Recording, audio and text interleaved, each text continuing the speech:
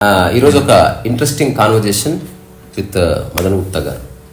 మదన్ గుప్తా ఎవరు అని నేను అడిగినప్పుడు ఏ టైటిల్ వద్దు, బట్ ఒక అబ్జర్వర్ అని చెప్పుకుంటా. నేను రకరకాల విషయాల్ని గమనించి, చదివి, తర్కించి, విశ్లేషించి అక్కడి నుంచి ఒక అభిప్రాయానికి వచ్చి దాన్ని జీవిస్తూ, దాన్ని చెప్తూ జీవిస్తున్నాను అని చెప్పారు ఆయన.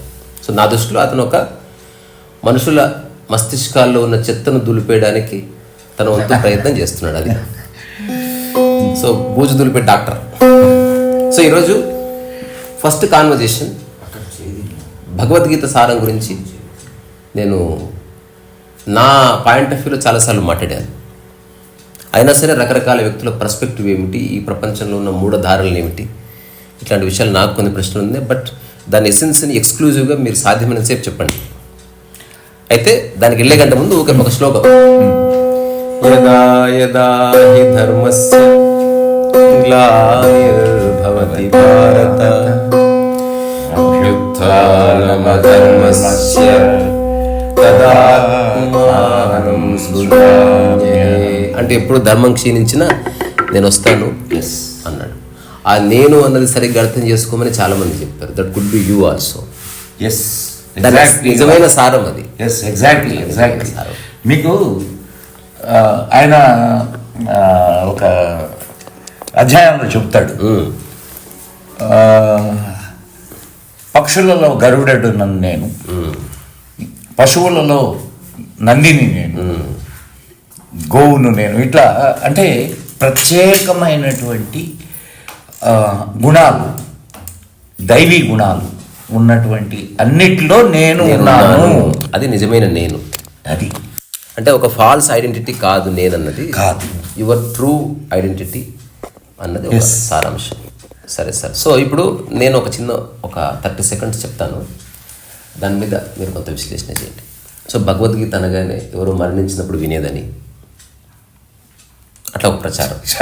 చచ్చినప్పుడు దాన్ని ఎట్ట తయారు చేస్తారు. నిజంగా నాకు అది చాలా బాధేస్తుంది అండి. అయ్యో ఎంత, ఇప్పుడు చచ్చినోడికి ఎందుకు భగవద్గీత, బతుకున్నోడికి కావాలి. కానీ తర్వాత భగవద్గీత మీద నాదే కాపీరైట్ అని చెప్పుకునే కొందరు, నేనే చెప్పాలి చెప్తే. అట్లాగే ఇస్కాన్ వాళ్ళు ఓన్లీ శ్రీల ప్రభుపాద వారు రాసిందే సరైన భగవద్గీత, యాజ్ ఇట్ ఈజ్, మిగతాది కాదు. తర్వాత ఇంకొక ముఖ్యమైన విషయం, భగవద్గీతను బట్టి కొట్టడం, దాన్ని మెమరైజ్ చేయడమే గౌరవం అనే అట్లా అహంకారాలు. అలా మంచిదే అది. నేను అంటే మీకు ఒక ఇక్కడ నేను ఒక చిన్న ఇది చెప్తాను ఈ విషయంలో. నేను ఇట్స్ నాట్ కాంట్రడిక్షన్. మేము చిన్నప్పుడు అసలు భగవద్గీత అంటే మాకు తెలియనప్పుడు మా అమ్మ భగవద్గీత మాకు చెప్పేది, మేము శ్లోకాలు నేర్చుకున్నాం. ఓకే. సో కొంత మాకు మెచ్యూరిటీ వచ్చిన తర్వాత ఈ శ్లోకాలు ఏమిటి, దీని అర్థం ఏమిటి అనేది మేము అర్థం చేసుకోవడానికి ప్రయత్నం చేసాం. Okay okay. నన్ను ఒక పెద్ద రచయిత, గొప్ప రచయిత ఆయన, ఒకసారి మేము ఎక్కడికో వెళుతూ ఉంటే ఆయన అన్నాడు, ఏది ఆయన భగవద్గీత మీద ఒక పుస్తకం రాశాడు. ఓకే. పుస్తకం రాస్తున్నప్పుడు పక్కనుండే ఇంకొక ఆయన నుండి, నీకు మదన్ మంచి రిసోర్స్ అయ్యా, మదన్ ఇవి తీసుకో నువ్వు అని అన్నాడు. పేర్లు వద్దులండి, సంఘటన విషయం ఇంపార్టెంట్, వ్యక్తి కాదు. అంటే నేను భగవద్గీత మీద పుస్తకం రాస్తున్నాను, నాకు మీ అభిప్రాయం కావాలా అని అన్నాడు. నేను ఒకటే చెప్పాను, భగవద్గీతను నేను అర్థం చేసుకోవడానికే నా జీవితకాలం చాలదు. ఇప్పుడు ఎంతమంది భాష్యాలు రాశారు భగవద్గీత మీద? ఎందరెందరో రాశారు. ఇది ఎట్లున్నదంటే, ఇందాక మీరు అన్నారు చూడండి, ఇస్కాన్ వాళ్ళు మాదే గొప్ప భగవద్గీత ఎట్లున్నదంటే, ఇప్పుడు క్రీస్తు మా దేవుడే గొప్ప దేవుడు, సాక్షాత్ కృష్ణుడు వచ్చినా సరే నువ్వు చెప్పొద్దు, అయిపోయింది అదే. It's not that. సి, ఎవరి అవగాహనకు, ఇప్పుడు మీకు ఆకలి ఎంత ఉంటుందో అంత మాత్రమే తినగలరు, దాహం ఎంత అవుతుందో అంత మాత్రమే నీరు తాగగలరు. భగవద్గీత కూడా నాకు తెలిసినంత వరకు మీ తృష్ణ ఎంత ఉంటుందో అంత మాత్రమే మీరు భగవద్గీత నుంచి గ్రహించగలరు. ఇది మాత్రం సత్యం. మీరు ఎన్నైనా చదవండి, చదవడం వేరు, గ్రహించడం వేరు. ఒకవేళ గ్రహిస్తే ఆ గ్రహించే అంశాలు ఏంటి అసలు? What is it? ఇక్కడ మళ్ళీ ఇంకొక కాన్ఫ్లిక్ట్ ఉంది. మీరు అది కూడా గమనించాలి. ఇప్పుడు భగవద్గీతలో అనేక యోగాలను గురించి చెప్పాడు. ఎందుకు చెప్పాడు ఆయన? మనిషి యొక్క మనస్సు అర్థం చేసుకునే విధంగా విభజన అవసరం కాబట్టి. మీకు ఒక రుచి అవసరం, ఒక తీపి అంటే అదే బాగా ఇష్టం, నాకు కారం అంటే ఇష్టం, లేదు నాకు తీపిలో ఒక ఇదంటే ఇష్టం, ఇంకొకరికి ఇంకొక. సో తన సృష్టి ఇది. కానీ భిన్నమైనటువంటి ఆలోచన విధానాలు, భిన్నమైన అభిరుచులు ఇవన్నీ ఉంటాయి. ఈ భిన్నమైన అభిరుచులకు కావలసినటువంటి భిన్నమైనటువంటి ఆరాధనా పద్ధతులు కూడా ఉంటాయి. ఆబ్వియస్లీ, అంతే కదా. 100%. ఇప్పుడు మనం ఒక చిన్న విషయం మాట్లాడుకుందాం. రామకృష్ణ పరమహంస అత్యున్నతమైన స్థాయిని చేరుకున్నాడా లేదా? అయితే ఓకే. ఆయన విగ్రహారాధకుడు కాదా? అవును, కాళిని పూజించాడు. అవును. ఎంతమంది విగ్రహారాధకులు అత్యున్నతమైన స్థితిని అందుకున్నారు? అవును. వాళ్ళకు ఆకారం నుంచి నిరాకారం వైపు అడిగేసిన వాళ్ళు. ఇంకొక అంటే సందర్భం వచ్చింది కాబట్టి మాట్లాడుకుందాం. మన ఆదిశంకర్ల వారు ఏ తత్వాన్ని బోధించారు? ఏ ఫిలాసఫీని బోధించారు? అద్వైతాన్ని బోధించారు. అద్వైతం అంటే ఉన్నది ఒకటే, అంటే ఇది అదని కాదు, ఒకటి రెండు కానిది, ఏకం సత్ విప్రాబహుదావదంతి, లేకపోతే ఏకం అద్వితీయ తత్వమసి కూడా కాదు. అహం బ్రహ్మాస్మి. ఓకే, మరి ఇట్లా బోధించిన ఆయన అనేక ఆలయాల్ని ఆయన పునరుత్థానం చేశాడు. అనేకమైన ఆలయాల్ని పునరుత్థానం చేయడమే కాకుండా అనేక మంది దేవతల మీద ఆయన స్తోత్రాలు రాశాడు. ఎందుకు రాశాడు? ఉన్నది ఒకటే ఆయన పాలసీ, ఆయన సిద్ధాంతమే. సో దీన్ని బట్టి మనం అర్థం చేసుకోవాల్సింది ఏంటంటే, సో ఏదైనా సరే, అందుకే కృష్ణుడు భగవద్గీతలో ఏం చెప్తాడంటే, మీరు దేన్ని పూజించినా చివరికి చేరేది నన్నే. పుష్పదంతుడిది ఒక శ్లోకం ఇది ఉన్నది. దాంట్లో ఆయన చెప్తాడు, రుచీనాం వైచిత్యాదృజు కుటిల నానాపదజుషాం నృణామేకో గంభ్యస్తమసి పైసాం అర్ణవైవ అంటాడు. అంటే నదులు వక్రాలుగా కనిపించినా అవక్రాలుగా కనిపించినా ఎట్లయినా కానీ మీకు ఇప్పుడు మీ ఆరాధన విధానం ఒకలా ఉంటుంది. అది నాకు నచ్చకపోవచ్చు, బట్ దాన్ని ఆరాధనా విధానం కాదు అనలేం కదా. అనలేదు. సో అనడానికి వీలు లేదు. ఎట్లా ఉన్నా సరే చివరికి ఆ నది ఎక్కడికి చేరుద్ది? సముద్రానికి చేరుద్ది.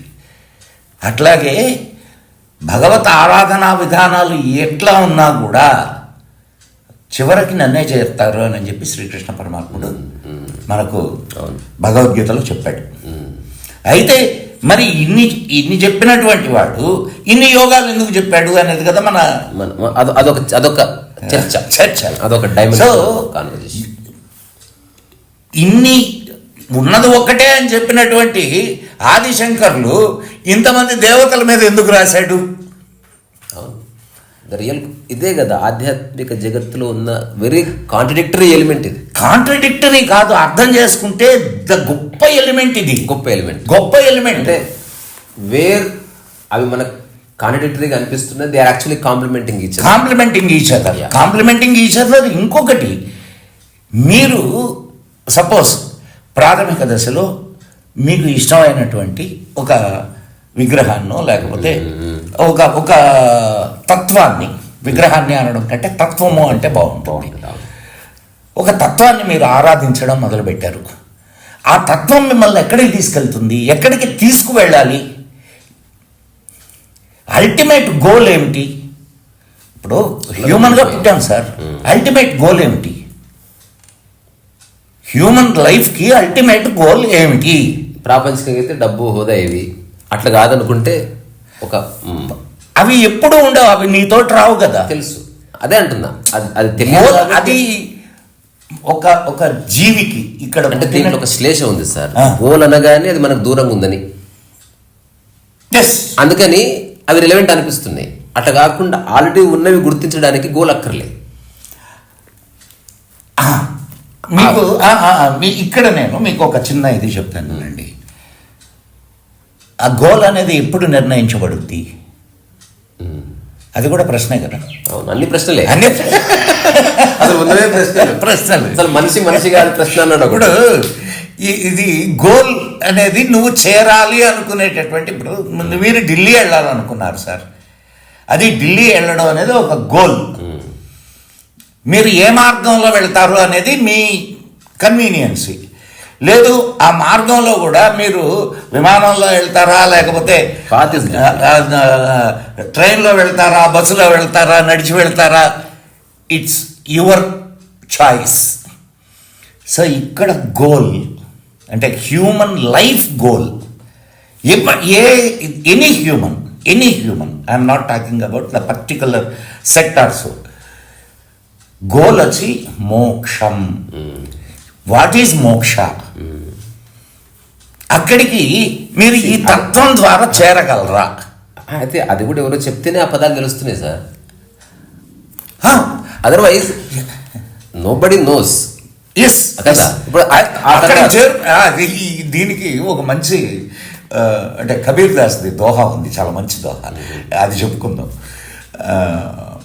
కబీర్ దాస్ ఏం చెప్తాడంటే, లాలీ దేఖన్ మై గయి మై బీ హో గయి లాల్, లాలీ లాలీ క్యా బోలు గూంగా గుడు ఖాయి కై అని అంటాడు. నేను దేవుడిని చూడడానికి పోయాను, నేను కూడా దేవుడుగా మారిపోయాను. దేవుడు అంటే అక్కడ లాలి అంటే వెలుగు అని. నేను వెలుగును చూడడానికి వెళ్ళాను, నేను కూడా వెలుగుగా మారిపోయాను. ఎట్లా ఉంటాడు దేవుడు అంటే, గుంగా గుడు ఖాయికై, బెల్లం తిన్నారు, గూంగా మూగవాడు బెల్లం తిన్నాడు, చెప్పలేడు. రుచి ఎట్లా ఉన్నదిరా చెప్పగలరా? చెప్పలేడు. కాబట్టి ఇక్కడ ఇంకొక చిన్న ఇది కూడా మనం ఒక ఇన్సిడెంట్. ఇది స్వామి రామ పేరు ఉన్నారు కదా, హిమాలయన్ మాస్టర్స్. ఆయన జీవిత చరిత్రలోని కథ ఇది. ఆయన గురువు గారు ఆయన్ని కాస్త మోడర్న్ ఎడ్యుకేషన్లో చేర్పిస్తాడు. ఈయన రోజు వెళ్ళి, అంటే సెలవులప్పుడంతా గురువు గారి దగ్గరికి వెళ్ళి, మీరేం చేస్తున్నారు, అనవసరంగా ఎక్కడెక్కడో గుహల్లో కూర్చొని ఏదేదో తపస్సుగా చుట్టూ చేస్తుంటారు, మీరు మీ జీవితాన్నంతా వృధా చేసుకుంటున్నారు అని ఇది చెప్తాడు అనమాట.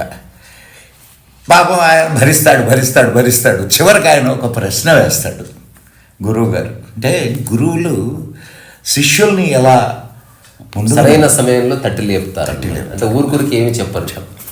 ఆ పక్వ స్థితి వచ్చినప్పుడు ఒక మాట చెప్తారు, కూర్చుంటుంది. అది ఒక మాట అంటాడు. ఒక్క మాటే, ఇది కూడా ఒక్క మాటే. ఇక్కడ కూడా మీరు చెప్పినట్టు ఒక్క మాటే అంటాడు. ఏం మాట అంటాడంటే, సరేరా నువ్వు చాలా జ్ఞానాన్ని సంపాదించుకున్నాను అంటున్నావు, దీంట్లో నీది అనే జ్ఞానం ఏదైనా ఉందా? ఇది ప్రశ్న. ఇప్పుడు ఆలోచించండి, మనది అనే జ్ఞానం ఏమన్నా ఉందా ఇక్కడ? అంతా అవుట్ సోర్సింగ్. నేను నా బుక్ లో చోటు రాసిన, ఎవడో కట్టిన ఇంట్లో ఉంటివి, ఇక్కడ నువ్వు చదివేటటువంటి విజ్ఞానం కానీ జ్ఞానం కానీ ఏదైనా సరే, నువ్వు వేదాల నుంచి తీసుకున్నావో, లేకపోతే పురాణాల నుంచి తీసుకున్నావో, లేదా ఇతర మతాల యొక్క గ్రంథాల నుంచి తీసుకున్నావో, లేదా నీ స్నేహితుల దగ్గర నుంచి తీసుకున్నావో, ఎన్ని తీసుకున్నా దీంట్లో నీది అనేది లేదు. ఏమీ లేదు. నీది అనేది ఏముంటుంది? మోక్షం, సెల్ఫ్ ఎక్స్పీరియన్స్. అంతే. అదొక్కటే. ఎందుకు అంటే అది సాధించిన వాడు ఏం చెప్పగలడు? గూంగాగుడు ఖాయికై. సో అది సాధించిన వాడు ఇది ఇలా ఉంటుంది అని చెప్పలేడు. పువ్వు ఎలా ఉంటుందో చెప్పొచ్చు కానీ సువాసన గురించి చెప్పడం కష్టం. అట్లాగే ఇప్పుడు what is bliss, what is the nature of nature అన్నది ఇట్ ఈస్ ఇన్ఎక్స్ప్లికబుల్. మౌనం ఉండిపోయారు అంతే. సో మనకు భగవద్గీత వివిధ మార్గాల్ని చూపిస్తుంది. మళ్ళా రావాల్సిందే. భగవద్గీత మనకు వివిధ మార్గాల్ని చూపిస్తుంది. అనేక మార్గాల్లో నువ్వు ఆ పరమాత్మను చేరే అని నేను అనను, అనుభవంలోకి తెచ్చుకునేటటువంటి విధానాలని. పరమాత్మను చేరడం వేరు, అనుభవంలోకి తెచ్చుకోవడం వేరు. ఎప్పుడైతే నువ్వు అనుభవంలోకి తెచ్చుకుంటావో అహం బ్రహ్మాస్మి, ఇది స్థితి. సో ఈ చేరడానికి అనేక రకాలైనటువంటి ప్రాక్టీసెస్, ఆ ప్రాక్టీసెస్ ద్వారా ఇప్పుడు మనం, మీరు you are a good artist. Art యొక్క పరమార్థం ఏమిటి? ఇంతకుముందు ఆర్ట్ని ఎట్లా వాడేవాళ్ళు? సమాజ శ్రేయస్సు కోసం సమాజ శ్రేయస్సు కోసం వాడేవాళ్ళు. అండ్ దాని పరమార్థము భగవదారాధనే. అది ఒకప్పుడు రెనెసెన్స్ ఆర్ట్ అంతా భగవదారాధన ఉంటుంది. భగవదారాధనే. సరే, ఇప్పుడు అర్థాలు మారిపోయినాయి, ఈ లోకం మారిపోతున్నది. కానీ మనం నేర్చుకోవాల్సింది ఏంటంటే దేని యొక్క, ఇప్పుడు అట్మోస్ట్ కాన్సన్ట్రేషన్ని చేయగలిగిన వాడు ఒక ఆర్టిస్ట్. అంతే కదండి. మీరు అంత కాన్సన్ట్రేట్ చేయలేకపోతే ఒక చిత్రాన్ని చిత్రించలేరు. లేకపోతే అంటే ఇప్పుడు ఏదైతే జీవన విధానంగా మారుతుందో, అంటే అనుభవంగా చెప్తున్నా, అక్కడ కాన్సన్ట్రేషన్ అక్కర్లే. అది శ్వాసించినంత సులువుగా ఒక న్యాచురల్ ఫోకస్. అది ఎట్లా వచ్చింది మీకు? అదే ఇనిషియల్గా కాన్సన్ట్రేట్ చేయడం వల్లే. కానీ అది అలవాటైపోయింది. అది అలవాటైపోయింది. ఇక్కడ కూడా ఇది ఈ మార్గంలో కూడా అది అంత సులువుగా చేసుకునేదానికి కావాల్సినటువంటి సాధనలు భగవద్గీత. అయితే ఇప్పుడు మీరు అడిగిన దాంట్లో నుంచి ఒక ఎక్స్ట్రాక్ట్లో ప్రశ్న ఇస్తా. ఇప్పుడు వ్యక్తి యొక్క మానసిక స్థితిని బట్టి, వాడి స్థాయిని బట్టి భగవద్గీత నుంచి గ్రాస్ప్ చేస్తున్నారు కదా, మీరేం గ్రాస్ప్ చేశారు? నేను ఒక్కటే గ్రాస్ప్ చేశాను. నేను గ్రాస్ప్ చేసింది ఏంటంటే I have to do my duty without expecting anything. నిష్కామ కర్మ. అంటే చేయవలసింది నేను చేయడానికి ఇక్కడికి వచ్చాను కదా. అంటే కర్తాభావాన్ని వదిలేసి చేస్తున్నారు అంతే. అంటే claiming that I'm doing, but I'm doing as a duty, as a pure sheer work అంతే. 100%. ఏ ఎక్స్పెక్టేషన్ లేకుండా. No expectation. అచ్చా, అంతే. See, why should I expect when I get whatever the fruits I have to get, I am getting. అది దీని గమ్మత్తైన ఒక వ్యాఖ్య ఉంది. పని చేయి ఫలితం ఆశించకంటే ఫలితం ఎందుకు ఆశించొద్దంటే వస్తుంది కనుక. ఎలాగో వస్తుంది. ఇప్పుడు నువ్వు పండు కోసం వెయిట్. నేను అది కూడా మీకు ఇంకొక ఇక్కడ, అంటే మీరు నన్ను ప్రశ్నించారు కాబట్టి చెప్తున్నా. అంటే సబ్జెక్టులో మన సెల్ఫ్ ఎక్స్పీరియన్స్ జనరల్ అవుతుంది. ఇప్పుడు now it is a specific observation. అందుకే చెప్తున్నా నేను. సార్ ఒక మాట, భగవద్గీత నుంచి నేను తీసుకున్నది 100% నిష్కామ కర్మనే. అది తప్ప ఇంకొకటి లేదని నాకు అర్థమైంది.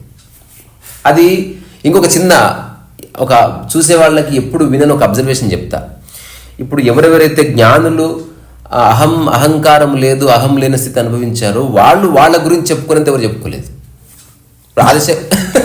ఇప్పుడు రామ భక్తుడైన త్యాగ అని ఎందుకు అంటున్నాడు? ఇప్పుడు త్యాగరాజ స్వామి లేనప్పుడు త్యాగరాజ స్వామి ప్రస్తావన ఎందుకు? వేమన అసలు అన్ని వదిలేసుకోమని విశ్వదాభిరామ ఇంద్ర వేమన్ తన ప్రస్తావన ఎందుకు? అట్లాగే ఆదిశంకర్ల వారి దాంట్లో ఆదిశంకర్ల వారి ప్రస్తావన ఎందుకు? అవి అంటే అహంకారం లేని స్థితిలో ఒక వ్యవహారికంగా వాడబడ్డం అనేది ఒకటి ఉంది. అట్లా నేను తెలుసుకున్నాను, నేనేమి ఆశించకుండా తెలుసుకోవాలని చేయాలని నేను అక్కడ ఆశించి వాళ్ళు పెట్టారని నేను అనుకోను. అదే అంటున్నా.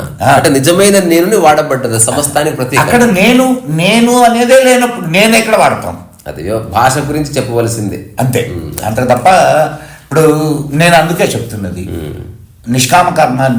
ఇప్పుడు మీ ఎక్స్పీరియన్సెస్ మిమ్మల్ని ఒక్కొక్క వైపు తీసుకెళ్తాయండి. అసలు ఎక్స్పీరియన్స్ అంటే ఏం సార్? అసలు మీ అనుభవం. అది ఇంక తెలుగులో చెప్పాను. మీ అనుభవం సింపుల్ గా వాట్ ఈస్ ఇట్ అంటే దేన్ని అంటాం అనుభవం? ఏదైనా అనుభవమే. ఏదైనా ఈ ప్రపంచంలో ప్రతిదీ అనుభవమే. అంటే అందుకని స్పిరిచువల్ ఎక్స్పీరియన్స్ ఎనీథింగ్ ఇప్పుడు మీరు ఇప్పుడు ఏదైనా తినే పదార్థం అన్నప్పుడు చర్చ ఉండదు. ఇంకా ఇప్పుడు ఏదైనా అనుభవం అనగానే అనుభవం సెకండరీ అయిపోయింది. Is there any specific? ఇప్పుడు ఉదాహరణకు ఆదిశంకర్ల వారిని చేసిన అనుభవం ఏది? వేమన చేసిన అనుభవం. అన్ని అనుభవాలు ఎట్లయితే ఖచ్చితంగా. ఇప్పుడు అందుకనే చెప్తుంది మీరు చేసేది మీ అనుభవం. అది ఏమిటది? వాట్ ఈస్ అది ఏమిటి అనేది నేను చెప్పడానికి లేదు. ఇప్పుడు రెండు విభాగాలుగా విభజిస్తా ప్రశ్నని. అంటే ఆల్రెడీ క్లమ్జీ అయిపోయింది. అనుభవాలు ఏమిటి అని అడగట్లేదు. అసలు అనుభవం యొక్క అర్థం ఏమిటి? What is the definition of experience అంటున్నా. అంటే నేను అడుగుతున్నది టమాటోతో ఏం చేయొచ్చు అని కాదు, టమాటో ఏమిటి అని అడుగుతుంది. What is tomato? నాకు అర్థమైంది. మీ మనస్సు దేన్నైతే గ్రహిస్తుందో దాని ద్వారా మీ ఆలోచన ఎలా మారుతుందో అది మీ అనుభవం. ఓకే, బేస్ అది. అంటే అనుభవంలో ఆచరణకు స్కోప్ లేదా? ఊరికి ఇప్పుడు నేను చాలా ఆచరణ వల్లే కదా అనుభవం వస్తుంది. ఆలోచనతో ఆచరణ ఎట్లా జరుగుద్ది? ఆలోచన లేకుండా ఆచరణ జరుగుతుంది. ఆలోచనతో ఆగిపోయిన వాళ్ళు ఉన్నారు కదా బోల్డంత మంది. అది ప్రాబ్లం. ఆచరణతో ఇప్పుడు ఆచరణ లేకుండా ఆలోచనతో ఆగిపోయిన వాళ్ళు నేను కూడా చాలా ఆలోచిస్తాను. నాకు కూడా చాలా ఆలోచనలు ఉన్నాయి. నాకు పెద్ద అడవి లాంటి ప్రదేశంలో ఒక గుడి చేసుకొని అట్లా ఉండాలి ఉంది. ఇప్పుడు అట్లా ప్రయత్నం కూడా చేశాను నేను.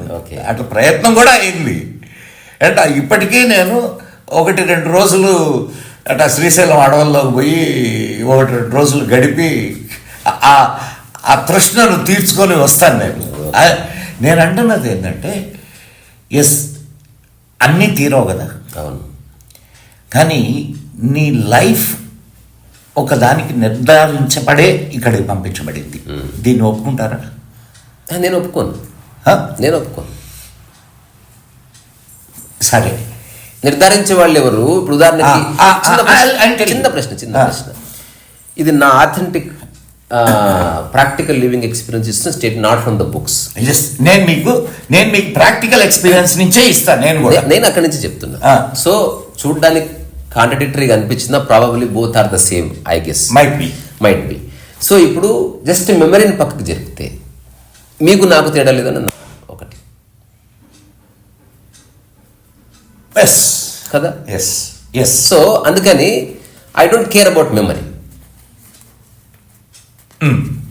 So without memory there is something exist. So అందుకే నేను రీసెంట్ టెడ్ టాక్లో ఒక మాట చెప్పిన, ఈ భూమి నుంచి మనిషిని పక్కకు జరిపితే అంత పర్ఫెక్ట్ ఉంది. మనిషిని పక్కకు జరిపితే ఇంకా మనిషి, I mean to say who doesn't have a corrupt mind. ఇప్పుడు నేను ఆశించి లేదా నేను ఒక సందేశం ఇవ్వాలనుకుంటున్నా, ఏదో ప్రూవ్ చేయాలనుకుంటున్నా, ఏదో ఒక సిద్ధాంతాన్ని మానవ సమాజం రుద్దాలనుకుంటున్నా, ఒక కంపెనీ పెట్టాలనుకుంటున్నా, మోసం, ఇదంతా కరప్ట్ మైండ్ ఒక యాటిట్యూడ్. బికాస్ తాత్కాలిక లక్ష్యాల కోసం, లాభాల కోసం చేస్తున్నారు. సో ఒక 2 అబ్జర్వేషన్స్. ఫస్ట్ది, మెమరీని పక్కకు తీసేస్తే మీరు నేను ఒకటి, ఖచ్చితంగా అద్వైతం. మీరు నేను కాదు, మొత్తం ప్రపంచం అంతా ఒకటి. డబ్బు తీసేస్తే మీరు నేను ఒకటి కాదు. డబ్బు ఆర్థిక వ్యత్యాసం. మీరు ఇందాక అన్నటువంటి మాట చాలా మంచి. దాన్ని చెప్తా కొంచెం. అంటే ఈ 2 పార్శ్వాలు నేను చూశానని చెప్తున్నా. Not saying you have to accept it. So మనిషిని విభజిస్తున్నది ఒకటి, మనస్సుకులో పేరుకుపోయిన సమాచారం అనే జ్ఞానం. ఓకే, నీ మతం ఒక ఆలోచన. మదన్ గుప్తా అన్నది ఒక ఆలోచన. It is not a fact. ఎక్కువసార్లు అనుకోవడం వల్ల మీరు మదన్ గుప్తా అయ్యారంతే. రెండవది, మనిషిని విభజిస్తున్నది డబ్బు. ప్రాపంచికంగా ఒకవేళ డబ్బు అనేది తీసేసాం అనుకోండి, there is no much difference between Ambani and you. అంతే నేను చెప్పాలనుకున్నాను. సో ఇది ఓన్లీ అబ్జర్వేషనే. మీరు చెప్పండి. అది నేను అందుకే చెప్తున్నా.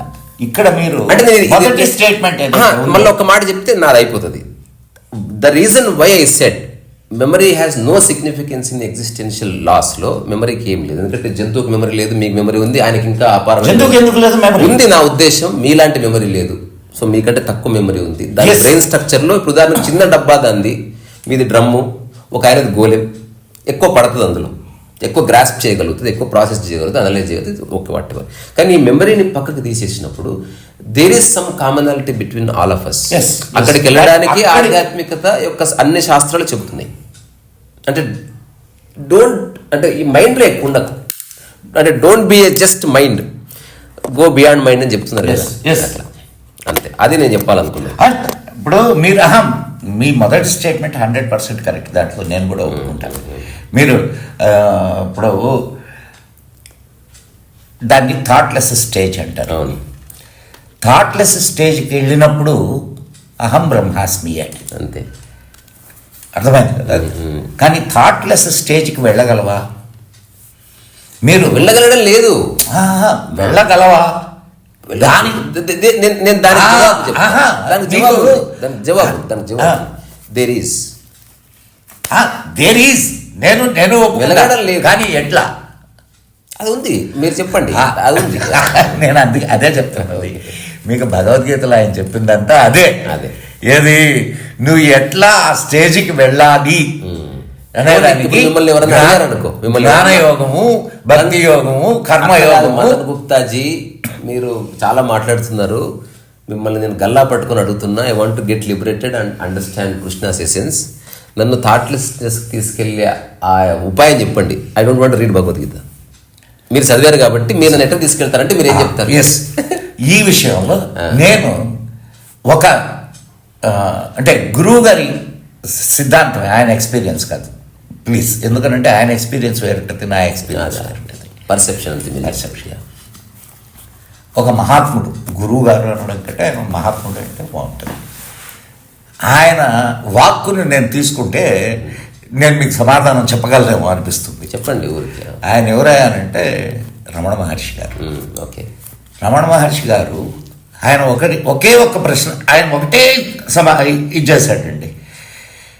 ఏమని చెప్పాడు? ఇవన్నీ వద్దురా, మీరు రోజు మీరు పడుకోబోయే ముందు హూ యామై, నేను ఎవరు అనే ప్రశ్న వేసుకుంటూ వెళ్ళండి. దానికి సమాధానం దొరకడానికి ఎప్పుడైతే నీకు సమాధానం దొరుకుతుందో నీకు తెలియకుండానే నువ్వు ఆ స్టేజ్లోకి వెళ్ళిపోతావు. ఇది ఆయన చెప్పిన మాట. ఎవరు? రమణ మహర్షి చెప్పిన మాట. అంటే అది ఆయన ఎక్స్పీరియన్స్ ద్వారా చెప్పిన మాట. మన శాస్త్రాలన్నీ చెప్పాయి. ఇప్పుడు స్పిరిచువల్ అండర్స్టాండింగ్ ఎక్స్క్లూజివిజమా?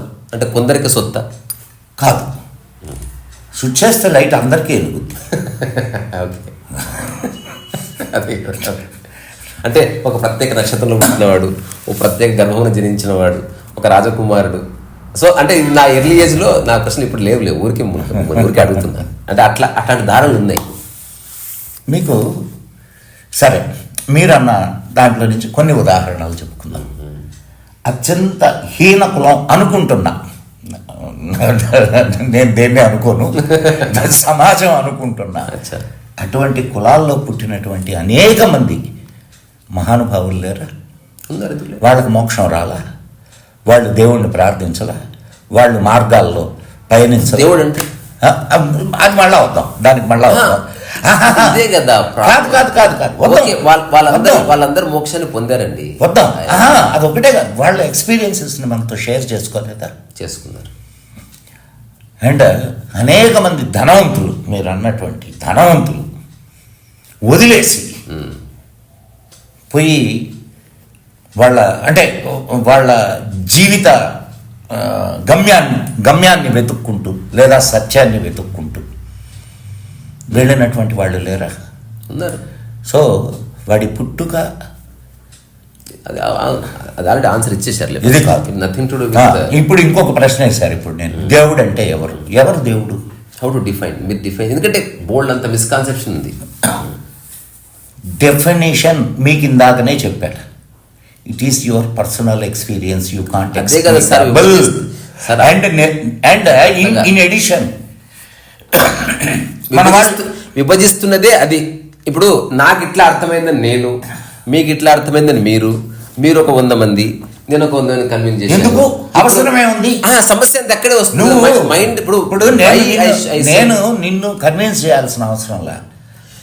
నాకు నా ఎక్స్పీరియన్స్ నాది, నేను నా మార్గంలో నేను పోతూ ఉన్నా. నేను నిన్ను కన్విన్స్ చేయాల్సిన అవసరం ఏంది? నీకు అవసరం అనుకున్నప్పుడు నువ్వు ఆ సత్యాన్వేషణలో ముందుకు నడు. మీకు చరిత్ర తెలిసి మాట్లాడుతున్నారు. ఇది ఇస్లామిక్ హిస్టరీ తెలుసు, క్రూసైడ్లు తెలుసు, క్రిస్టియానిటీ తెలుసు. ఇదంతా ఎందుకు వచ్చింది? ఇప్పుడు మార్గంలో వాడు పోయి పక్కని పట్టించుకోకపోతే అయిపోతుంది కదా. సమస్య అంతా ఎక్కడ వచ్చింది? నేను నమ్మింది నువ్వు నమ్మురా స్వామి అని. అది మీరు అక్కడికే పోతున్నారు. మన హిందూ ధర్మంలో లేవా? హిందూ ధర్మంలో కూడా వైష్ణవం, శైవం, శాక్తేయం, గాణాపత్యం, సౌరం. దీనికి ఆన్సర్ చెప్పండి. Is there any common definition which is beyond all this nonsense? yes, common definition is there. అసలు ఇప్పుడు కోటాను కోట్ల గ్రహాలు, కోటాను కోట్ల గెలాక్సీలు, కోటాను కోట్ల జీవరాశులు, ఈ మొత్తం విశ్వంలో నీ భూమి ఎంత? దాని మీద నీ ఎగ్జిస్టెన్స్ ఎంత? నథింగ్, ఇన్సిగ్నిఫికెంట్, అసలు చెప్పుకోవడానికి కూడా వీల్లేంది. No no no no I mean to say as a physical reality అడిగితే అది ఫిజికల్ రియాలిటీ. ఇప్పుడు అదే చెప్పండి, నేను అందుకే చెప్తాను. ఒక మాట, ఇప్పుడు ఏనుగు పెద్దదా చీమ పెద్దదా అంటే ఫిజికల్ రియాలిటీ ప్రకారం చీమ చిన్నది, ఏనుగు పెద్దది. అట్లా కాకుండా ఏనుగు చీమ సమానం అంటే సమానం. సిగ్నిఫికెన్స్ అదే. మీరు అదే చెప్పబోతున్నా, నేను మీకు అదే చెప్పబోతున్నా. ఈ ఎనర్జీ అంతా కలిస్తేనే గాడ్. ఎందుకు ఈ మాట అన్నాను అంటే, మన శాస్త్రాలు మనకి ఏం చెప్తున్నాయంటే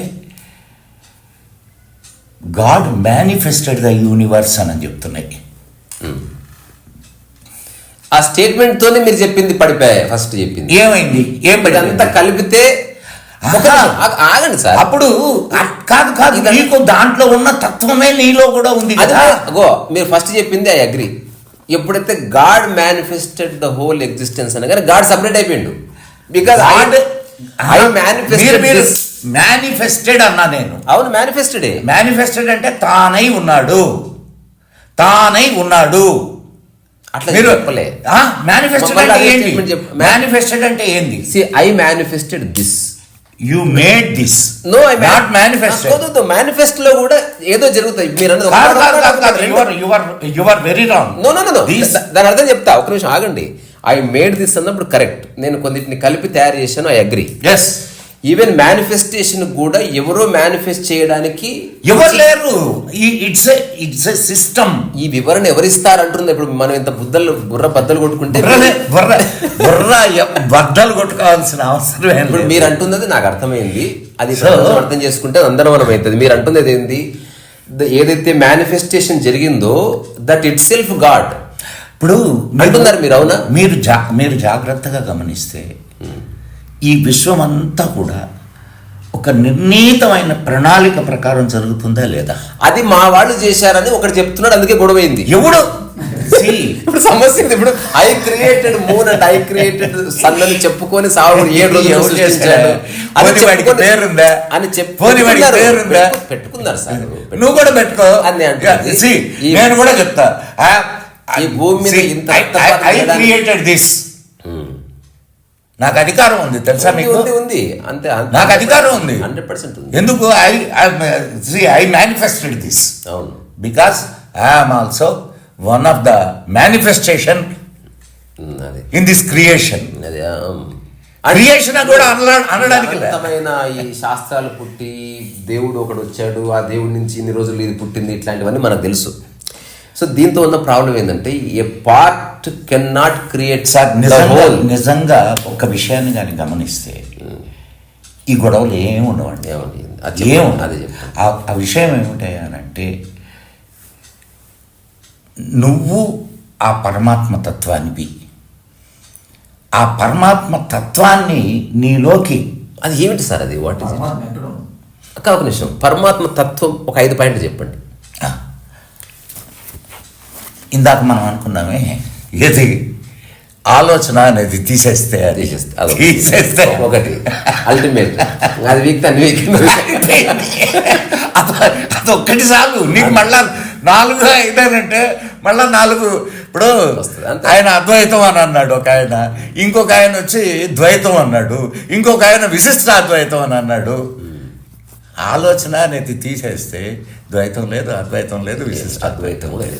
విశిష్ట అద్వైతం. చిన్న ఒక జోక్ చదివా లాంగ్ బ్యాక్. ఇది కొంచెం జనాలకి కాంప్లికేట్ అవుద్దేమోనని అవన్నీ. So we are not here to simplify things, ఉన్నది చెప్తున్నాం. కాంప్లికేట్ అంటే బుర్రలేక తప్ప సరిగ్గా చూస్తే పెద్ద కాంప్లెక్సిటీ. ఇప్పుడు మీరన్నది భేదభావం ఎట్లా వస్తుంది సార్? నేను క్రియేట్ చేసుకున్న నా పట్ల ఆలోచన, నా జాతి పట్ల, అందుకని విభజించవచ్చు. ఎప్పుడు నేను అందుకే రమణ మహర్షి చెప్పినటువంటి అది గొప్ప మాట, విభజన నేను ఎవరు అనే ప్రశ్న నువ్వు వేసుకోవడం మొదలు పెడితే నువ్వు శరీరానిగా, ఆత్మగా, మనస్సుగా, ప్రాణానిగా, వాయువుగా ఏది కాదు అనేటటువంటి. ఇప్పుడు ఎంత సింపుల్గా చెప్పేశారు మీరు, ఏది కాదు అని. కానీ నేను ఏది కాదు అనేటటువంటి ఎక్స్పీరియన్స్, ప్యూర్ అవేర్నెస్, అది ముఖ్యం. ఇప్పుడు రీసెంట్గా ఉపదేశ సారం బుక్ రాయడం పూర్తి చేసిన, అందులో నేనెవరు అని రమణ మహర్షి నాన్నయారు ఉంది కదా, దాని కంక్లూజన్ అంటే ఇది. అసలు నీవు పడిపోతే నేను పడిపోతా అంటాడు. ఇప్పుడు మీకు రమణ మహర్షి గారు ఉన్నారు అంటే ఊరికి ఒక చిన్న, మా తాత ఆయన ఇంకా అద్భుతమైన విషయం కదా. అంటే దానికి కారణం ఒకటి, మీ తాత అయినంత మాత్రాన మీకు ఆయన గుణాలు అబ్బాలని లేదు లేదు కానీ తాతతో ఉండే చనువు ఉంది నాకు. ఇప్పుడు కేసీఆర్ మనోడు కార్యకర్త భక్తుడే, మనోడే ఎప్పటికీ నేను కూడా చెప్పుకుంటుంటా. ఇప్పుడు అంతెందుకు సార్, ఒక మాట పూర్తి చేస్తా, మీరు అన్నదానికి పూర్తి చేస్తా. రమణ మహర్షి తత్వం వదిలేద్దాం సార్. నేను నిద్రపోతే నా భార్య నన్ను కౌలించుకున్న నా నిద్ర యొక్క శక్తి ఆమెకు అంటుకోదు. ఇది క్లియర్. ఎగ్జాక్ట్. అంటే అంత మూర్ఖత్వం. ఇప్పుడు నేను అదే చెప్తుంది, నాకు శివుడు అంటే ఇష్టం, నేను అంటాను మా అయ్యా అని. అదే. సో ఇక్కడ ఎప్పుడైతే నువ్వు ఆ స్థితికి వెళ్ళగలిగావో ఇవన్నీ వెళ్ళిపోతాయి. కానీ భేదభావం లేని స్థితి రానంత వరకు ఏ ఆధ్యాత్మిక భేదభావం. ఇప్పుడు ఇంకొక చిన్న విషయం ఉంది, ఈ సమాజం నడవాలి అంటే కొన్ని నియమాలు కావాల్సిందేనా? కావాలి. అందరూ నీకు ఆ భేదభావం లేని స్థితికి వెళ్ళగలిగినటువంటి వాళ్ళు ఉన్నారా? వెళ్ళగలిగినటువంటి నేనున్నాను. ఎక్కడో ఒకటి తీసుకొచ్చి చూపిస్తే అంటే ఉన్నారంటే చెప్పాను. ఎంతమంది ఉంటారు? అది మనకు సంబంధం లేదు. నేను అందుకే ఇందాక మొదట్లోనే చెప్పింది, ఇట్స్ ఎవ్రీథింగ్ ఈజ్ పర్సనల్. ఇది అబ్సల్యూట్లీ పర్సనల్. సో కానీ ఈ సమాజం నడవాలి అని అంటే ఒప్పుకుంటున్నా, సృష్టి నడవాలి కదా, విభజన కావాలి. సో సృష్టి నడవాలి అని అంటే సృష్టి నియమాలు, ప్రపంచం అనండి, సృష్టి నడుస్తూనే ప్రపంచం నడవాలి అంటే ప్రపంచం నడవడానికి కొన్ని నియమాలు కావాలి. ఆ నియమాల్ని ఎవరికి ఇబ్బంది లేకుండా ఎట్లా అన్నది మన సనాతన ధర్మం చెప్పింది ఆల్రెడీ. ఇదిగో ఇట్లా నువ్వు ఆలోచిస్తూ, ఇట్లా నువ్వు ప్రవర్తిస్తూ, ఇలా నువ్వు జీవిస్తూ ముందుకు వెళితే. అయితే సనాతన ధర్మం గురించి మళ్ళీ మనం మాట్లాడదాం, చెప్తాను. ఆ తర్వాత నెక్స్ట్ మళ్ళీ ఇంకో కాన్వర్సేషన్ చేస్తాను. మదన గుప్తా గారు ఈరోజు వదిలిపెట్టా, అవసరమైతే నీళ్లు దాపి టీ దాపి భోజనం పెట్టినా సరే సార్ అవసరమైతే ఇక్కడే కబ్జా చేసి పడుకుంటాను. Such a beautiful mind. అంటే చాలాసార్లు విన్నా. నాకు అన్నిటికంటే నచ్చేది ఏంటో తెలుసా, మీలో ఒక భయం లేని తత్వం. అది రోడ్డు కానీ ఇల్లు కానీ ఇలాగే మాట్లాడతారు. మీరు ఇంకొక విషయం, ఇది నిజమా? మీకు ఉపనిషత్తులన్నీ ఏం చెప్తున్నాయి? ఉపనిషత్తులన్నీ చెప్పేది ఒక్కటే, నిర్భయత్వం. అవును. దేన్ని చూసి భయపడాలా? ఏది లేదని తెలిసిన నువ్వు దేన్ని చూసి భయపడాలా? అంతే. భయం లేదు. భయం లేనప్పుడు జీవితం ఎంత ఆనందంగా ఉంటుందో తెలుసా? ఇంకోటి తెలుసా, ధైర్యం కూడా లేదు. ఇంకా అసలు ఇప్పుడు ఆ ధైర్యం వేరు. నువ్వు దానికి ధైర్యం అని పేరు పెట్టు. చాలా భయపడ్డవాడే ధైర్యం ఉంటుందిరా. కాదు, మీరు దానికి ధైర్యం అని పేరు పెట్టుకోండి, ఇంకొకటి అని పేరు పెట్టుకోండి, మీ ఇష్టం. అంటే భాషలు కాబట్టి మనం భాషలో చెప్పుకో, ఆ సిస్టమ్ వేరు. అయితే ఓకే. అయితే నేను ఇప్పుడు భగవద్గీత గురించి మనం మాట్లాడుతున్నాం కాబట్టి, ఈ సమాజంలో ఈ మరణించే సమయంలోనే భగవద్గీత ప్లే చేయి ఎట్లా పుట్టింది సార్? ఇది ఎవడా దొంగనా కొడుకు? ఎవడు వాడింత ఇప్పుడు మనకు కొన్ని కథలు కూడా ఉన్నాయి సార్ పౌరాణికంగా. ఏంటంటే at the time of your death if you listen or chant the god's name you will reach that place అనే కొన్ని కథలు ఉన్నాయి. అందుకని ఎవడో స్టార్ట్ చేశాడు. నేను చిన్న పేపర్లో పెట్టకూడదు. దాని యొక్క ఏ టైంలో పెట్టకూడదయ్యా? అంటే ఓన్లీ చనిపోయేటప్పుడు వింటారు, అసలు విన్నరు ఉత్తగా ప్లే అవుతా ఉంటది. పోనీ చనిపోయినప్పుడు అందరూ పాడుతూ వెళ్ళొచ్చు కదా బట్టి బట్టి. ఇప్పుడు మన నాన్న తెచ్చిపెడరా ఈ 10 శ్లోకాలు మనం బట్టి ఇది బట్టి అందరికి నోటికి వచ్చిన తర్వాత తీసుకుపోతాం, అట్లా పాడు. మీ నాన్న డెడ్ బాడీ చనిపోతున్న క్షణంలో నువ్వు పక్కన కూర్చొని యదా యదా హి ధర్మస్య నాన్న వింటున్నావా నాన్న ఉన్నది అందులో యోగ కర్మస్తు కౌశలం అని చెప్పారు నాన్న. దాని అర్థం నువ్వు ఎక్కడికి పోవడం లేదు, అంతా ఉన్నదే కృష్ణ భగవాన్, నువ్వే అది నేనే అని ఏదో చెప్పొచ్చు కదా. ఎంతసేపు ఘంటసాల గారిని వాడుతూ ఘంటసాల గారు కూడా ఎన్ని శ్లోకాలు చేశాడండి? దాదా అన్ని చేయలేదు ఆయన, అన్ని ఎక్కడ చేశాడు నాకు తెలియదు. లేదు అన్ని 24 శ్లోకాలు ఏమో చేశాడు అంతే. లేదండి ఎక్కువ చేశారు. లేదు చూడండి మీరు. అదే 1.5 hours. అయ్యో లెక్క చూడండి మీరు చూడండి. సో ఇప్పుడు భగవద్గీత మీద అద్భుతమైన వ్యాఖ్యానాలు చేసిన వాళ్ళు ఉన్నారు, ఉపన్యాసాలు ఇచ్చిన వాళ్ళు ఉన్నారు. మీరు ఆయన సుఖబ్రహ్మాశ్రమం పేరు మర్చిపోయారు ఆయన. మీరు ఆయన కానీ చూస్తే నిజంగా నాకు చాలా ఆశ్చర్యం వేస్తుంది. ఆయన మనిషి చాలా అంటే నల్లపన్ను ఆయనకి తెలుసు. అద్భుతమైన అసలు రీసెంట్ ఆయన శరీరం వదిలేశారు. ఆయన మాట్లాడేటప్పుడు ప్రబోధ అనుకుంటా మాట్లాడతాడు. అవును, విద్యాప్రకాశానందగిరి స్వామిలో విద్యాప్రకాశానందగిరి ఆయన భగవద్గీత మీద ఎన్ని ఉపన్యాసాలు ఇచ్చాడు. అసలు ఎంత అద్భుతంగా చాలా చిన్నవాడికి కూడా దాంట్లో ఉండే తత్వం అర్థమయ్యేటట్టు మాట్లాడతాడు ఆయన. ట్రూ తప్పకుండా వినండి. అదృష్టవశాత్తు యూట్యూబ్ పుణ్యమని దే ఆర్ అవైలబుల్. కొన్ని నా అదృష్టం ఏంటంటే ఆయన కొన్ని ఉపన్యాసాలని నేను డిజిటైజ్ చేశాను. అచ్చా, ఓకే. సో చాలా వరకు ఆయన ఇప్పుడు అప్పట్లో వీడియోలు ఇన్ని లేవు. దాంతో అదృష్టం. అండ్ అసలు దాన్ని ప్రిజర్వ్ చేసుకోవాలనే ఆలోచన కూడా లేనటువంటి సమాజం ఆనాడు ఉన్నది. మా అదృష్టం కొద్దీ ఆయన ఉపన్యాసాలు, గీతా ఉపన్యాసాలు మేము డైలీ వెళ్ళి వినేవాళ్ళం. సో ఇప్పుడు ఇందాక ఎవరితోనూ అంటూ వచ్చాను నేను. ఇప్పుడు మీరే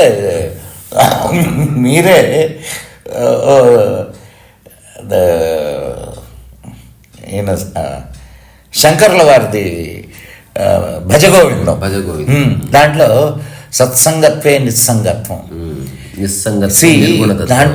దానికి ఇప్పుడు మీకు వివేకానందుడు ఒక మంచి మాట చెప్తాడండి. ఏమనంటే, నిన్ను నువ్వు మలుచుకోవడానికి వచ్చిన గొప్ప వ్యాయామశాలే ఈ శరీరం అంటాడు. సో నన్ను నేను మలుచుకోవడానికి చేయాల్సినటువంటి ప్రయత్నం అది ఉంది కదా. ఒక బ్రహ్మవాక్యం కూడా ఆత్మ అని చెప్తాడు. Most profound. నేను ప్రార్థన చేస్తే నీకు చెప్పులు తగ్గుతాయి. ఇప్పుడు చిన్న ప్రశ్న, అంటే మిస్కాన్సెప్షన్స్ ఉన్నది కదా ఊరికే. భగవద్గీత మత గ్రంథమా? ఎక్కడైనా మతం అనేది దాంట్లో చెప్పబడిందా? నేను కాదు మీరు చదువుకున్నటువంటి వాళ్ళు, అవగాహన ఉన్నవాళ్ళు. రామంది ఇంటర్వ్యూ చేస్తున్నాం, దాంట్లో ఎక్కడ చెప్పలేదని చెప్తే మళ్ళీ మీకు ప్రశ్నకు జవాబు ఇచ్చింది. అంటే నేను ఆ జవాబు మీ దగ్గర నుంచే తీసుకురావాలి, అంతకంటే ఇంకేం లేదు సార్. మానవత్వానికి మనిషికి మతం ఏంటి? చెప్పండి. మతం ఎక్కడిది? మనసు నుంచి పుట్టింది. మతము అంటే ఏంటి? ఒక ఆలోచన. అంతే ఎగ్జాక్ట్లీ అంతే. మతము ఇంకా ఆడి మతం వాడిదిరా అంటారే, ఆడి ఇష్టం ఆడిది, ఆడి ఆలోచన వాడిది. ఒక వెల్ ఆర్టికులేటెడ్ సఫిస్టికేటెడ్ థాట్ అట్లా అని కూడా అనడానికి లేదు. అంటే వాళ్ళ పాయింట్ ఆర్టికులేటెడ్ సఫిస్టికేటెడ్ అనడానికి కూడా లేదు. ఏదో ఒక సఫిస్టికేషన్. నిన్ను చంపడం నా మత ధర్మం అది సఫిషియెంట్ థాట్ ఈస్ వెరీ, అంటే విలన్ కి థాట్ ఉంటుంది, హీరోకి థాట్ ఉంటుంది. Thought is a thought. దానికి నెగిటివ్ పాజిటివ్ అనేది మన పర్సెప్షన్ బట్టి. మన పర్సెప్షన్ కాదు, రియాలిటీ. అట్లా ఇప్పుడు నువ్వు ఒక అడవిలో ఉన్నావు అనుకో, అసలు నీకే థాట్స్ ఉండవు. మీకు ఒక మంచి సార్, మీకు ఒక మంచి ఉదాహరణ ఇప్పుడు థాటే.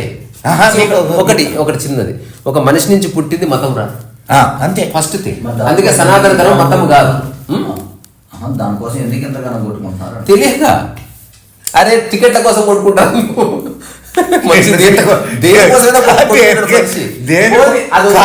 భార్య భర్త ఎందుకు కొట్టుకుంటున్నారు? దేనికోసం కొట్టుకుంటున్నారో తెలియక కొట్టుకుంటున్నారు.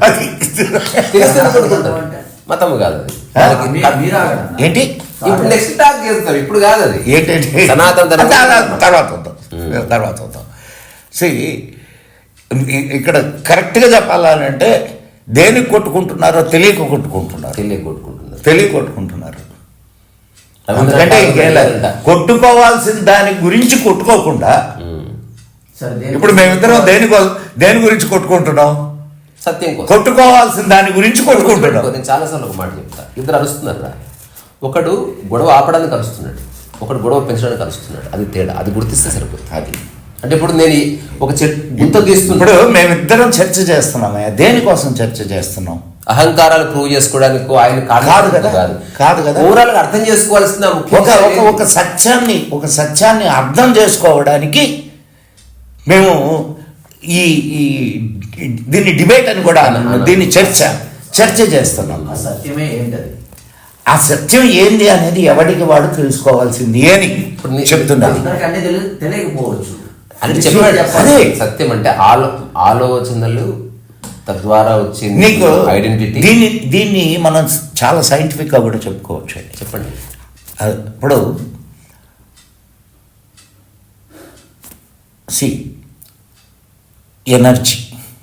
ఎనర్జీ పరంగా మనం కొంచెం 2 నిమిషాలు మాట్లాడుకున్నాం, తర్వాత నెక్స్ట్ ఇంకొక దీనికి వెళ్దాం. కంప్లీట్ ఈ యూనివర్స్ అంతా ఎనర్జీ, చైతన్యం. నీ థాట్ కూడా ఎనర్జీయే. Okay, I will tell you ఎట్లా, హౌ అనేది నేను I will tell you. Science ఏం చెప్తుంది అంటే it's a chemical reaction in the brain. Thought is a chemical reaction in the brain.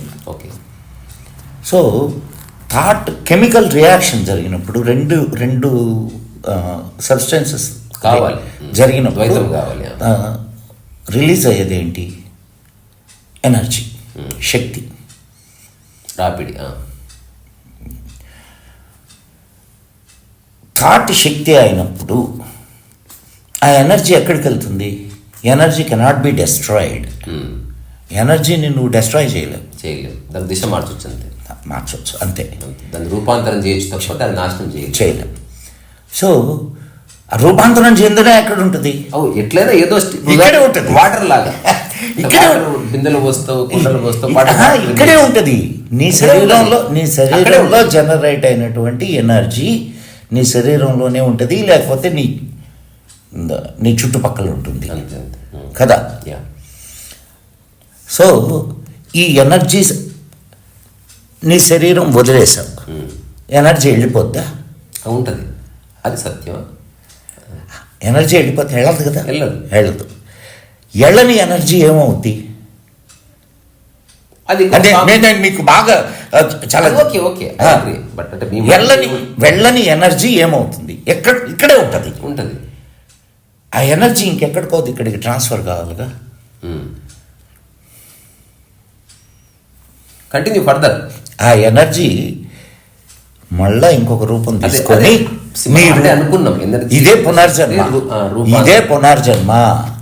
పునర్జన్మ. అందుకనే అంటే పునర్జన్మ ఉంటుంది కానీ మీకు ఉంటుందా? ఎనర్జీ ఉంటుంది. ఇప్పుడు ఎనర్జీ ఇక్కడ నువ్వెవరు? అదే చెప్పు. ఇక్కడ నువ్వు ఒక మాట నువ్వు ఈ ఎనర్జీ నేను అనుకుంటున్నంత వరకు పాలసీ వచ్చేసింది. కాదు, నువ్వు నేను అనుకుంటున్నంత వరకు ఈ ఎనర్జీ నువ్వే. ఈ ఎనర్జీ నువ్వే. ఇప్పుడు ఎప్పటికీ ఉండేది ఎనర్జీ అయినప్పుడు అది ఒక రూపం తీసుకుంటుంది తప్ప it is not taking birth again. నాకు చిన్న క్లారిటీ, ఎనర్జీ అంటే ఏమంటున్నారు?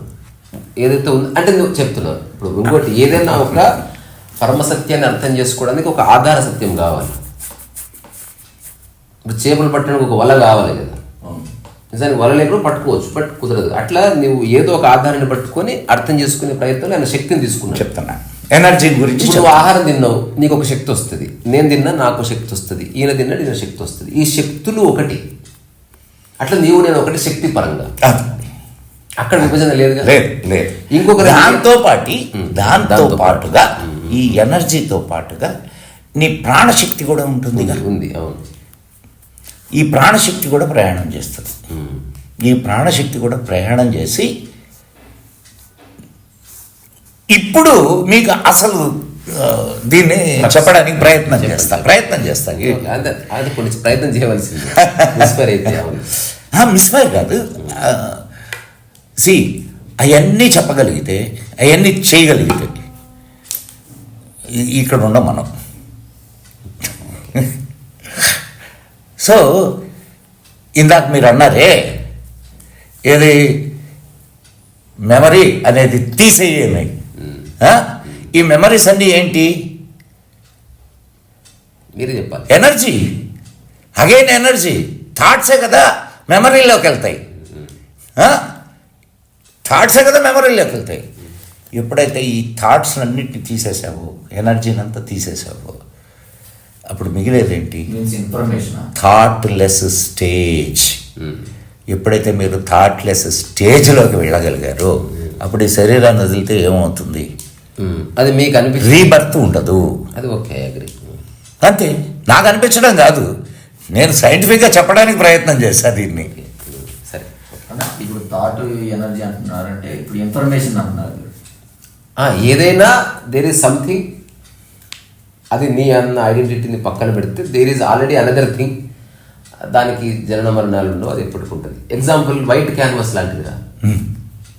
ఇప్పుడు వైట్ క్యాన్వాస్ ఎగ్జిబిషన్ చేసినాం అనుకో, అది ఎక్కడ చేసినా ఒకటే. దాని మీద చుక్క పెట్టగానే నీ ఐడెంటిటీ వస్తుంది కదా. ఇప్పుడు నువ్వు చేయవలసిందల్లా ఆ చుక్క లేని వెనక వైట్ క్యాన్వాస్ ఉందని గుర్తించడం. ఎగ్జాక్ట్లీ. ఇప్పుడు ఈ అన్ని పెయింటింగ్ల వెనుక ఒక వైట్ క్యాన్వాస్ ఉందా లేదు ఇప్పుడు కూడా. అట్లా మనందరి వెనుక ఒక శాశ్వత సత్యం ఉంది. అది జనన మరణాలకు అతీతం. అది ఎప్పటి నుంచి ఉందని అందరూ చెప్తున్నారు. ఒక్కొక్కరికి ఒక్కొక్క విధంగా ఒక రకంగా చెప్పాను. నేను ఒక రకంగా చెప్పడానికి ప్రయత్నం చేశాను, అంతే. కొందరు వెలువడిస్తేనే చెప్పగలరు, కొందరు చెప్పలేరు. అది వాళ్ళ ప్రెరగేటివ్. ఎవరెట్లా అర్థం చేసుకుంటారన్నది ఒకటి. అట్లా వదిలేద్దాం.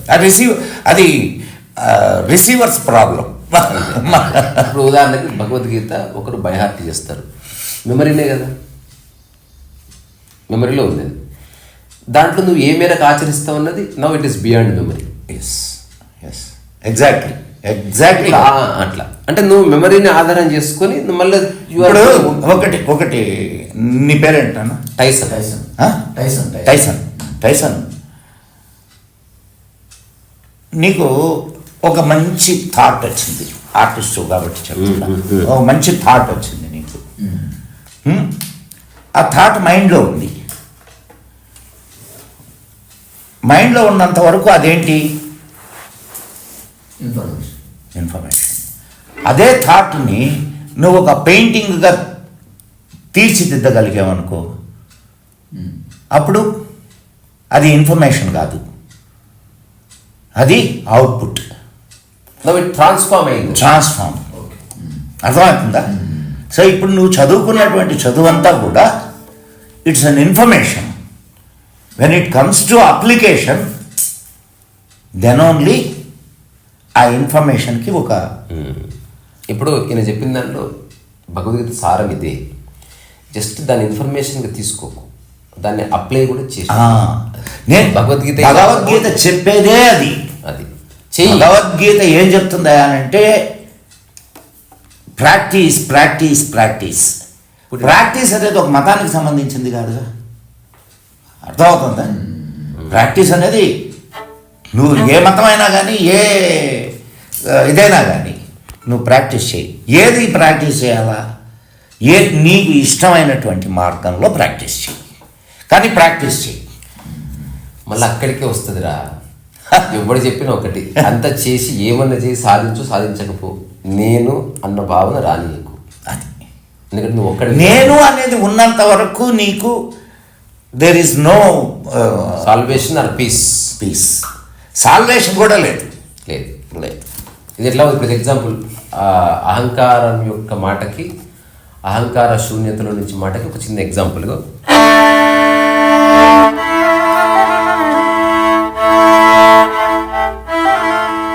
ఇట్లా వాయించి నేను వైలిన్ వాయించాను, అందరూ అప్రిషియేట్ చేశారు. ఇది నేను వచ్చేసింది. రెండో స్టేట్మెంట్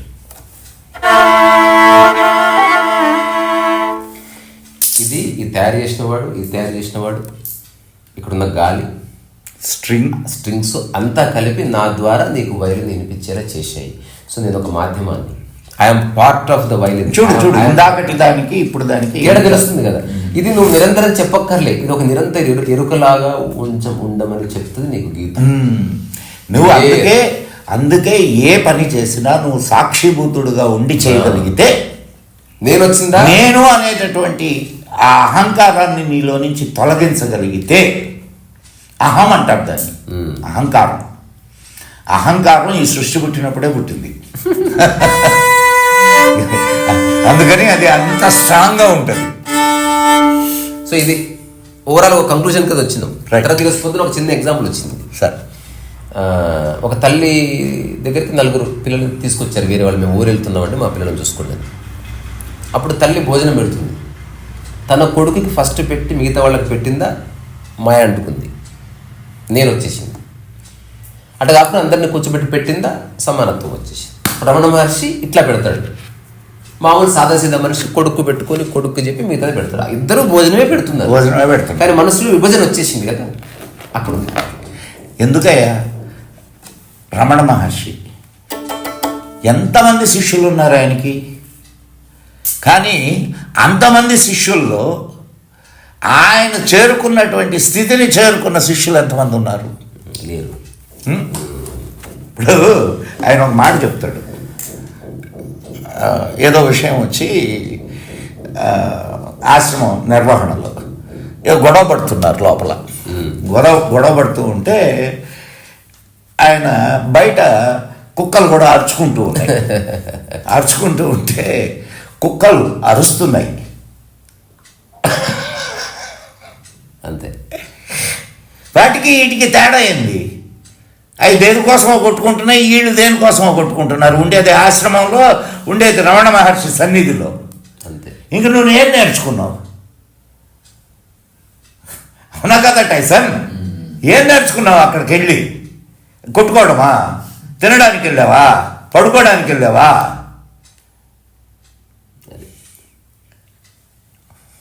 బాగుంది. నేను చిన్న వైలిన్ పీస్ వాయిస్తే ముగిద్దాం. బ్రహ్మాండంగా. మీకు అన్న రాగాల గురించి, సంగీతం గురించి ఐడియా ఉందా? ఆనందిస్తాను కానీ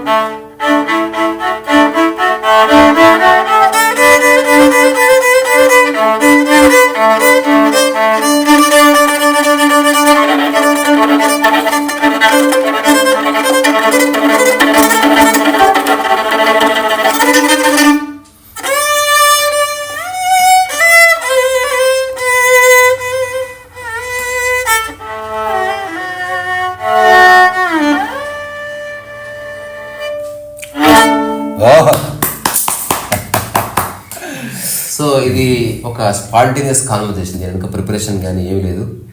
మా మదన్ గుప్తా గారితో చేసిన చర్చ ఇది ఏమంటారు మీరు అన్నట్టు ఒక వాదననో లేకపోతే ఎవరితో ఒక పాయింట్ రుజువు చేయడానికి వచ్చేసింది కదా, అట్లాంటిది కొంచెం కూడా. ఎందుకంటే అలా చేస్తే ఈ డిస్కషన్కి అర్థమే ఉండదు. అంటే ఎవరు గొప్ప, ఎవరు లేరు అసలు. గ్రేట్ ఉంటుందా? ఇది గొప్ప కోసం చేస్తున్నటువంటి విషయం కాదు. ఇది ఏదో నువ్వు గొప్ప నేను గొప్ప చెప్పుకోవడం.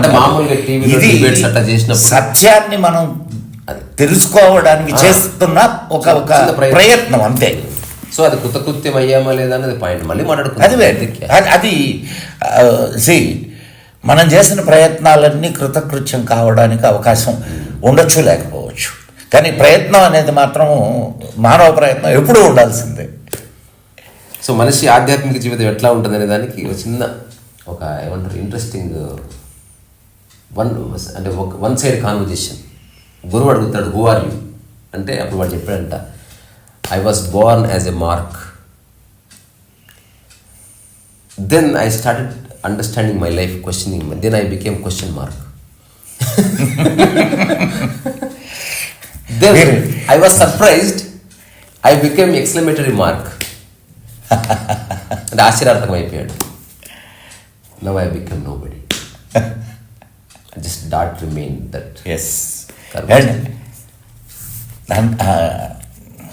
ఇంకొక చిన్న చెప్తే శంకరాచార్య ఇంకొక మాట చెప్పింది ముగిస్తాను చెప్తాను. అరే ఒక జన్ గురువు దగ్గరకు కూడా వచ్చాడంటరా, ఎప్పుడు 20,000 అయింది.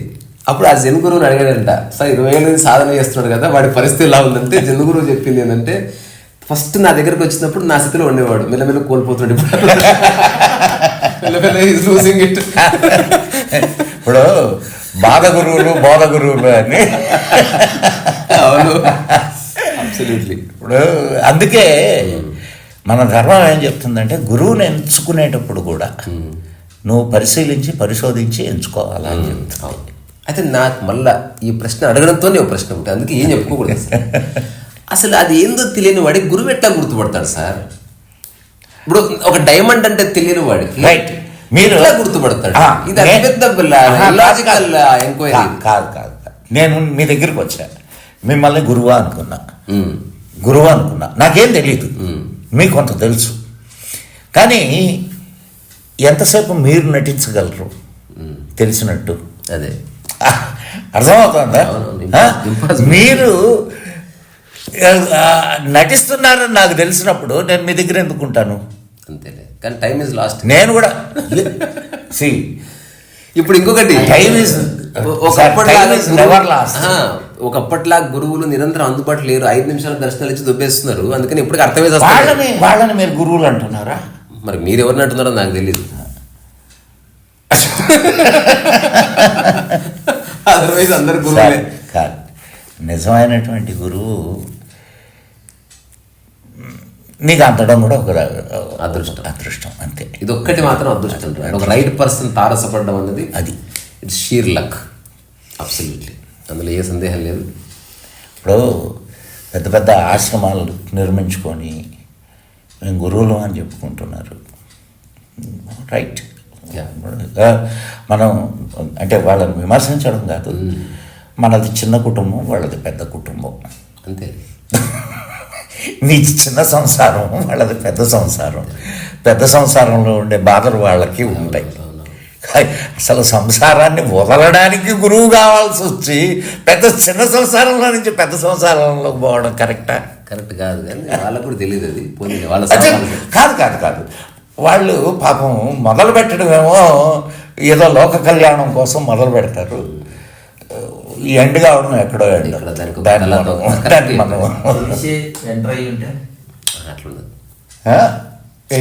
తెలిసే ఎంటర్ అయి ఉంటే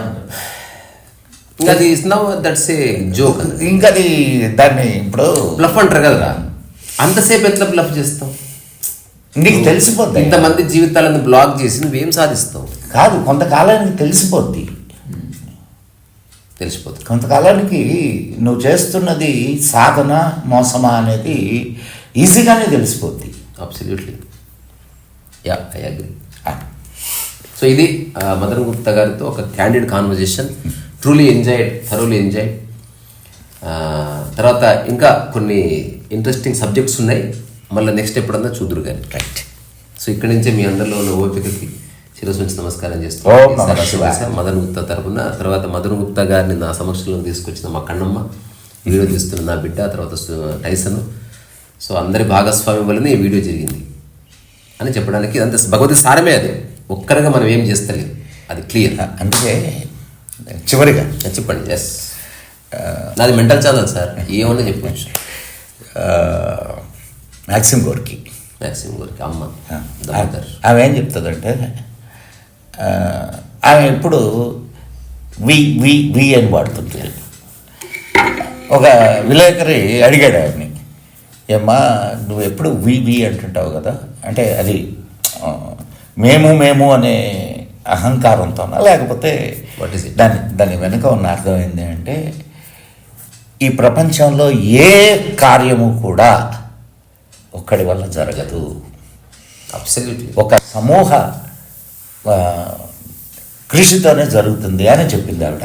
అంతే. నేను ఒక ఆర్ట్ వర్క్ చూసాను. అది ఎట్లుంటుందంటే, ఫస్ట్ ఒకడు ఇట్లా ఒక కప్పు ఇట్లా ఎత్తుకుని నిలబడుతుంది, చెస్ పోటీలు గెలిచడానికి. ఇది ఫస్ట్ కనిపిస్తుంది.